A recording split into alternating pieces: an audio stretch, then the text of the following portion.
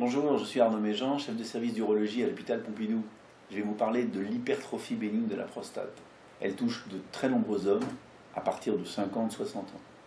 Les symptômes sont des symptômes soit irritatifs, qui entraînent ce qu'on appelle des augmentations des envies et des fréquences, qui peuvent se faire soit la nuit, soit le jour, soit des troubles qu'on appelle obstructifs, avec des patients qui ont des difficultés à uriner, un jet court et faible.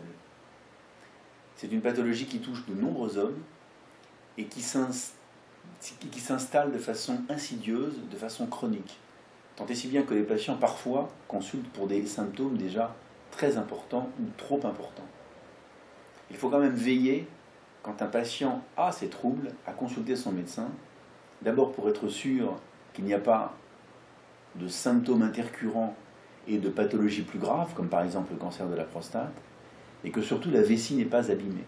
Car au bout d'un certain temps, lorsque l'hypertrophie bénigne de la prostate s'est constituée, la vessie se vide mal, elle devient scléreuse, et elle peut, même après une intervention chirurgicale, avoir des difficultés à établir la miction de façon correcte.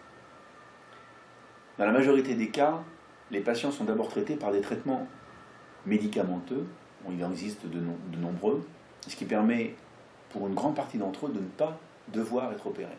Malheureusement, quand les troubles sont trop importants, ou quand les traitements sont inefficaces, ou quand il y a des complications, comme par exemple une rétention complète, on est obligé d'intervenir sur le plan chirurgical. L'intervention se fait le plus souvent par les voies naturelles, soit ce qu'on appelle une résection, où on va, entre guillemets, gratter, raboter la prostate, soit aujourd'hui, notamment dans notre hôpital, à l'hôpital Pompidou, lasériser la prostate, ce qui permet de vaporiser le tissu prostatique et d'avoir des suites plus courtes et souvent plus simples. Quand l'adénome est trop important, on est obligé de faire une intervention par voie traditionnelle, que l'on appelle une adénomectomie, qui va consister à retirer non pas la totalité de la prostate, mais uniquement l'adénome qui pousse à l'intérieur de la vessie et qui gêne l'émission. Les troubles secondaires aux interventions doivent être connus. Il s'agit essentiellement de l'éjaculation rétrograde, c'est-à-dire que le patient n'émet plus de sperme lorsqu'il éjacule, le sperme rentrant dans la vessie.